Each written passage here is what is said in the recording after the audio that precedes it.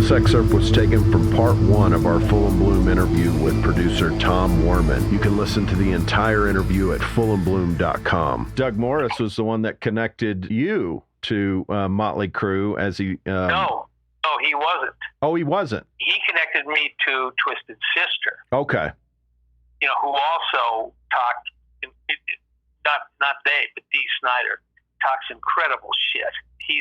He was without question the worst person I ever worked with. And I didn't realize it until after the album was over. I mean, he was there for the mixes, and he approved all the mixes. And then as soon as the album was over, he wouldn't talk to me. And in his book, he said, I believe that Tom Werman destroyed our album, ruined our album, which happened to sell 7 million copies, you know. Right. They totally tanked the next record after even selling all those. I don't even think that next one went platinum. That's right. That's right. Anyway, that's just the way some of them are. I'm not an angel. I'm probably not the easiest guy in the world, but I was far from a dictator.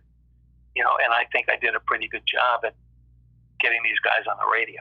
No, did an excellent job. I loved those records as a kid, including "Stay Hungry." I couldn't stand the next anything Twisted Sister released after that. I just despised. But I interviewed one of the guitar players probably 10 years ago, and I can't remember asking him, but I found it so strange with Twisted Sister. You would think the people who actually play the instruments at the time, I didn't even realize that Dee Snider was the only songwriter. So I found it so weird that when you look at the song credits that you're like, I mean, didn't one of those guys, didn't a guitar player or bass player or somebody come in with an idea, or was it just Dee Snider was the only one allowed to write? Well, I don't know, but he was clearly the leader of the band. This is not an untalented guy. I mean, aside from the fact that he was extremely two-faced, he's bright.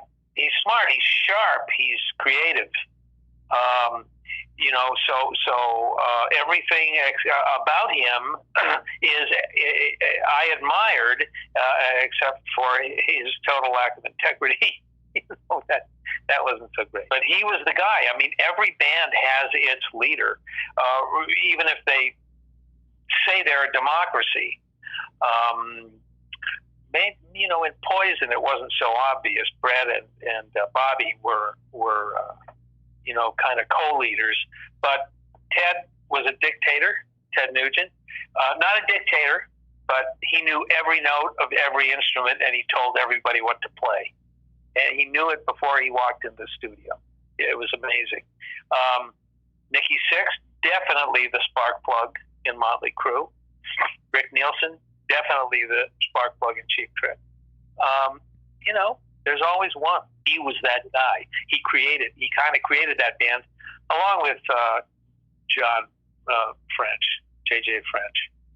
I haven't spoken to any of those guys in 3 or 4 years.